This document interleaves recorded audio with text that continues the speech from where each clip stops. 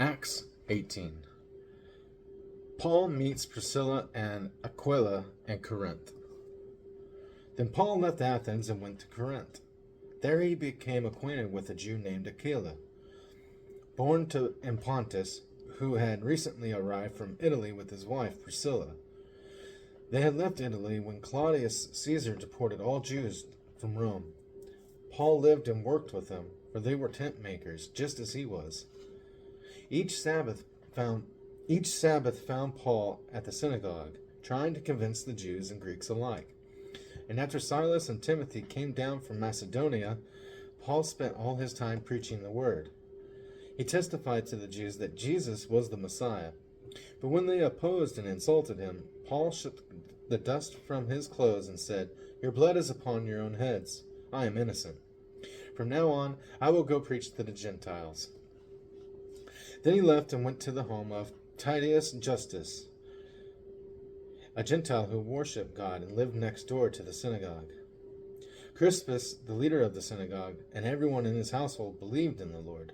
Many others in Corinth also heard Paul, became believers, and were baptized. One night the Lord spoke to Paul in a vision and told him, "Don't be afraid. Speak out. Don't be silent. For I am with you, and no one will attack and harm you, for many people in this city belong to me." So Paul stayed there for the next year and a half, teaching the word of God. But when Gallio became governor of Achaia, some Jews rose up together against Paul and brought him before the governor for judgment. They accused Paul of persuading people to worship God in ways that are contrary to our law. But just as Paul started to make his defense, Gallio turned to Paul's accusers and said, "Listen, you Jews, if this were a case involving some wrongdoing or a serious crime, I would have a reason to accept your case. But since it is merely a question of words and names in your Jewish law, take care of it yourselves. I refuse to judge such matters." And he threw them out of the courtroom. The crowd then grabbed Sosthenes, the leader of the synagogue, and beat him right there in the courtroom. But Gallio paid no attention.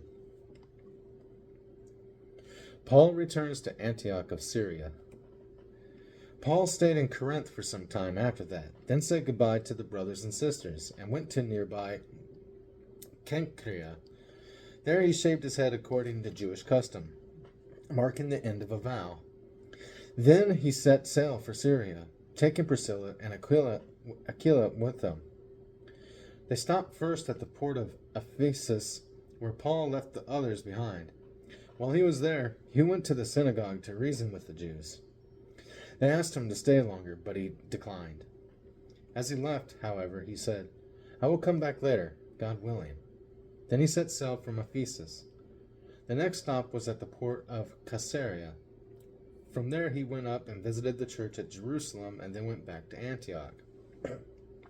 After spending some time in Antioch, Paul went back through Galatia and Phrygia, visiting and strengthening all the believers.